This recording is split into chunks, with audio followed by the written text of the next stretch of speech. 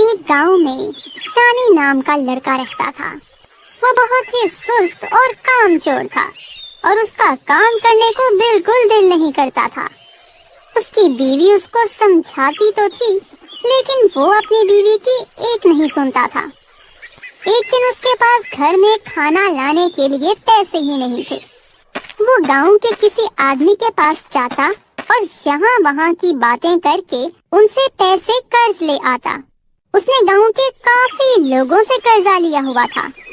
गांव के लोग एक दिन इकट्ठे होकर उसके घर आए और झगड़ा करने लग गए। शानी ये सब देखकर परेशान हो गया।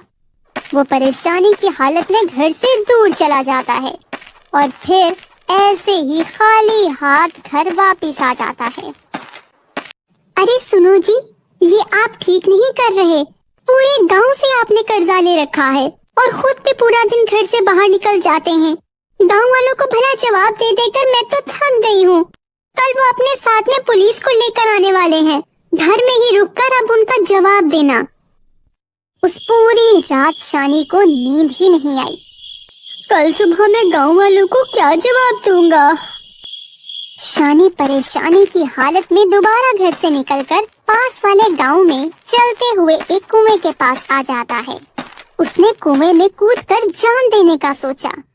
तभी कुएं से एक चुड़ैल बाहर निकली। तुम्हारा दिमाग तो ठीक है क्या? यहाँ क्यों आए हो? फिर शानी ने अपनी दुख भरी कहानी उसको सुनाई। मैं कैसा आदमी हूँ इसका मुझे पता नहीं। मैं बस मरना चाहता हूँ, मुझे मत रोको। ये बोलकर शानी अपनी जान देने के लिए कुएं के पास जाता है। मैं भी मरना चाहती थी और फिर मैं इस कुएं में कूदी तो अब मैं एक चुड़ैल बन गई हूँ। इसलिए तुम मेरी कहानी सुनकर वापस घर चले जाओ। अगर आज मैं नहीं मरूंगा तो कल कर्जदार आकर मुझे मार डालेंगे। उसकी बात सुनकर चुड़ैल कुएं के अंदर जाती है और कुएं से सोने की लकड़ी लेकर बाहर आती है। तुम ये लकड़ी ले जाओ और अपने कर्ज उतार दो। फिर शानी वो सोने की लकड़ी घर लाता है और अपनी बीवी को सारी बात बताता है। ये सब सुनकर उसकी बीवी बोली, आप बहुत बेवकूफ हैं। उसने सिर्फ एक लकड़ी दी और आप लेकर आ गए। भला और कुछ ज्यादा मांग लेते ना आप। हाँ, तुम जो बोल रही हो ठीक है, लेकिन तब मेरे दिमाग में ये बात नहीं आई। फिर उसने सोने की लकड़ी बेचकर अपना कर्ज उतार दिया। अगले 2 दिन शानी बहुत आराम से रहा। तब उसकी बीवी ने उसे आकर कहा, आज फिर जाए ना उस कुएं के पास, उस चुड़ैल से एक सोने की लकड़ी और ले आए। शानी फिर अपनी जान देने के लिए उस कुएं के पास गया। चुड़ैल कुएं से बाहर आकर बोली, तुम फिर यहाँ पर आ गए? तुम्हारा दिमाग तो ठीक है क्या? मैंने अपना कर्ज तो अदा कर दिया, लेकिन जीने के लिए भी तो पैसे चाहिए ना। वो तो मेरे पास नहीं है ना। चुड़ैल फिर कुएं के अंदर गई और एक सोने की लकड़ी लेकर शानी को दी।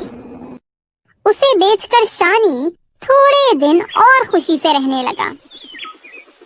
फिर कुछ दिन बाद वो फिर से कुएं के पास आया। अरे तुम फिर से क्यों आए हो? मुझे कोई नौकरी मिल ही नहीं रही। मेरे बीवी बच्चे भूखे हैं।